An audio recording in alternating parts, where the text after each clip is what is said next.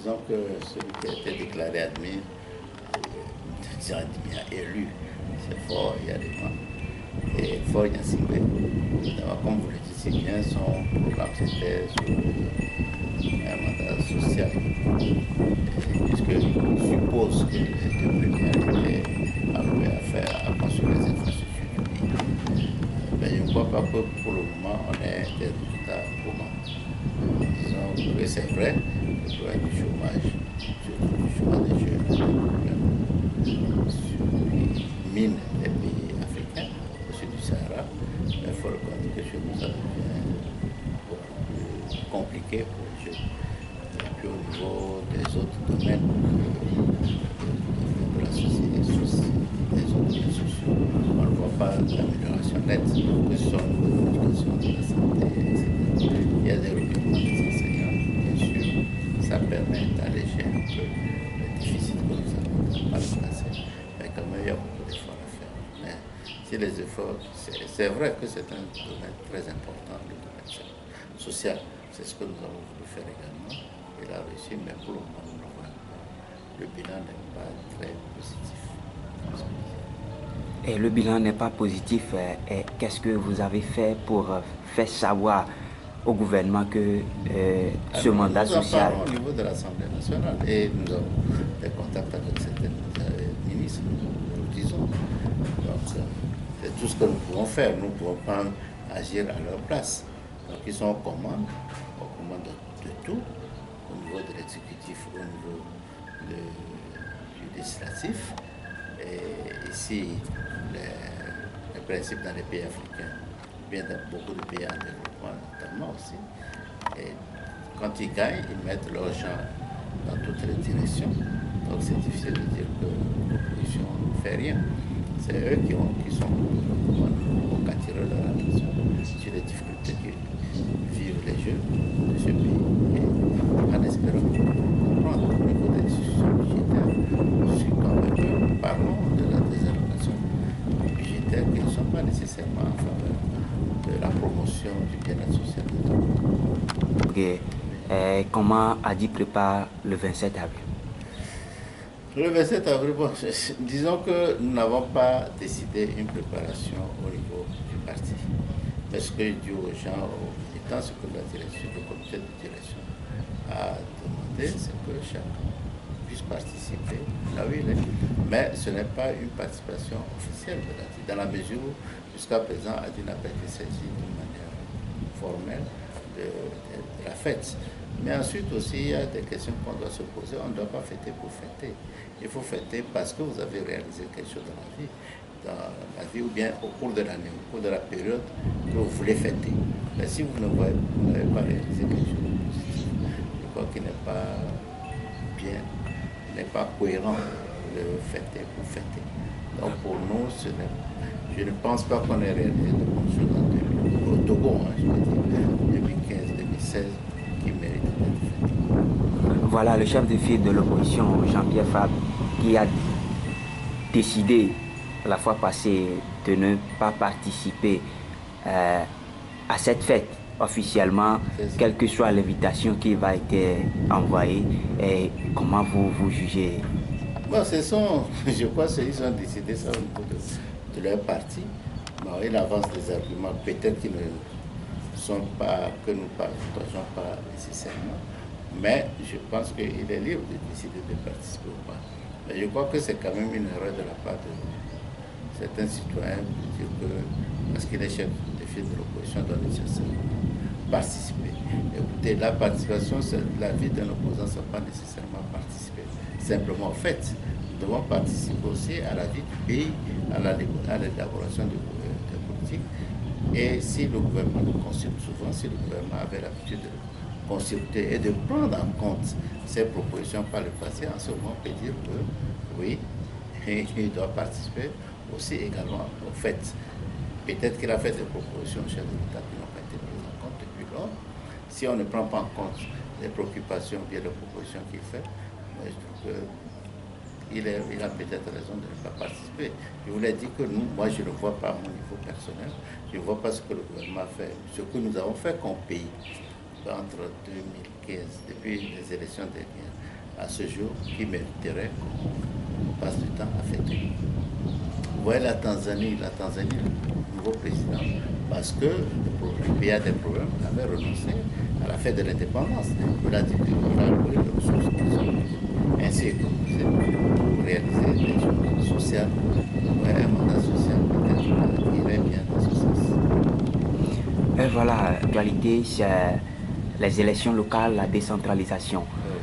Comment Adi pense s'attaquer à ces élections locales? Donc, si vous avez suivi notre programme du gouvernement lors des élections, vous constaterez que nous avons accordé un point important à la décentralisation. Nous avons fait des propositions très concrètes. Donc ça veut dire que la décentralisation nous préoccupait avant. Donc c'est bon qu'on s'engage dans la voie de la décentralisation. Que les déclarations, bien les actes posés par le gouvernement suggéreraient qui sont pour la décentralisation, qui veulent que la décentralisation devienne effective. Ça, c'est un acquis, c'est une bonne chose. Mais en même temps, on a quand même regretté le fait que, en dépit du fait qu'il y a un comité technique qui avait été mis en place pour réfléchir sur la décentralisation de ce pays, nous n'avons pas les rapports. Tout se passe dans une atmosphère de suspicion ou bien de non-transparence totale, ce qui n'est pas une bonne chose. Vous voyez, d'aucuns disent que non, il y a des militants des partis politiques qui ont participé à ce comité technique. Effectivement, nous avons des gens qui ont probablement participé, mais ils n'avaient pas mandat de participer au nom d'Adi. Ils ont participé en tant que techniciens. Donc, lorsque le comité technique a fait son travail, il est normal qu'on diffuse le rapport de ce comité technique à la population. Ce n'est pas simplement les membres des partis politiques qui doivent avoir à leur disposition la décentralisation. C'est l'ensemble de la population, les organisations de la société civile qui doivent l'avoir. Bon. Bientôt, le projet de loi va venir à l'Assemblée nationale. Bientôt, ça sera discuté au niveau de l'Assemblée nationale. On verra ce que nous avons à dire. Mais il faut qu'on oublie le fait que tout doit se passer nécessairement simplement à l'Assemblée nationale. La population, dans son ensemble, peut avoir son avis, surtout pour ce qui concerne la décentralisation. Nous, depuis longtemps, nous avons commencé à sensibiliser la population sur la décentralisation et nous allons continuer.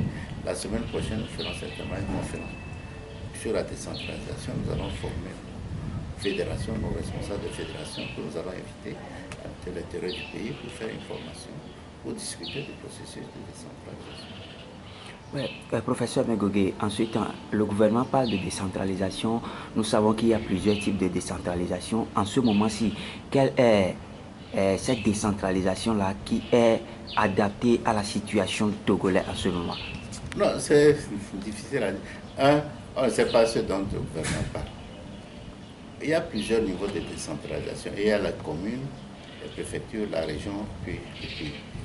Bon, à notre niveau, nous l'avons dit dans notre programme de gouvernement, nous pensons que c'est bien de parler de passer au niveau de décentralisation de communes, de régions et du pays. Les préfectures, nous ne voyons pas très bien le rôle que les préfectures vont jouer au niveau de décentralisation. Au niveau de déconcentration, oui, mais au niveau de décentralisation, nous ne sommes pas convaincus de la nécessité des préfectures. Donc c'est comme ça que nous réfléchissons. De la... Est-ce que maintenant que le chef de l'État ne nous a pas invités à s'asseoir pour discuter de cette décentralisation, il a préféré inviter les chefs traditionnels? Si il arrivait que le gouvernement fixe une date pour ces élections, est-ce que Adi est prêt pour aller? Non, premièrement, je ne pense pas que ce soit une erreur d'avoir discuté avec les chefs traditionnels. Mais je ne pense même pas qu'ils ont discuté au fond de la décentralisation. Mais je crois que c'est une bonne chose de discuter également avec les chefs traditionnels. Nous n'avons pas de sujet de la décentralisation. Ça concerne la discuter avec les chefs traditionnels pour les meilleurs dans le pays. Ça, c'est certain. Mais deuxième chose maintenant, est-ce que, en début du fait que nous n'avons pas discuté, est-ce que nous allons participer à ces élections? Oui, parce que nous allons, disons, on va nécessiter la création de communes. Ce ne serait pas donc nécessairement ça passera par les élections.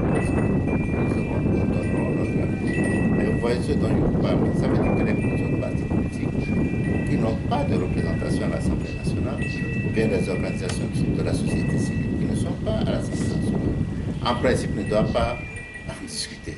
Vous voyez que l'incongruité de cette procédure. Bon, peut-être que lorsque nous aurons les projets de loi, nous allons essayer de diffuser ça, de contacter nos amis de la société civile pour voir tout ça. Mais je crois que on verra, la probabilité est très forte que nous allons participer à ces élections. Vous allez participer dans les conditions que les fichiers électoraux ne sont pas encore vérifiés. Je vais en vérifier aux côtés des réformes. Non, ça aussi c'est un gros problème. Le problème du fichier électoral, c'est un gros problème qui concerne les pays africains, notamment les pays de la zone UEMOA. Nous avons fait au niveau de l'UEMOA des propositions pour que la question de l'état civil soit réglée. Vous savez, lors des élections précédentes, pour le fichier électoral, on nous a dit que 72% des gens qui sont inscrits sur ce fichier électoral n'ont été pas témoignages. Dans d'autres pays, c'est grave. Au niveau du Niger, c'est 7% de la population qui peut prouver une identité. Le reste, c'est des témoignages. Je crois que c'est un problème. Évidemment, il faut faire des propositions vraiment dessus. Mais nous devons savoir aussi que ça va être d'ici demain. Donc, c'est comment sensibiliser, conscientiser la population pour que, où qu'elle se demeure, qu'elle puisse s'affirmer, qu'elle puisse dénoncer. Mais c'est à terme du gouvernement, en espérant que d'ici les prochaines élections présidentielles, que le fichier électoral soit assez clair. Voilà, le peuple togolais se dit fatigué des élections.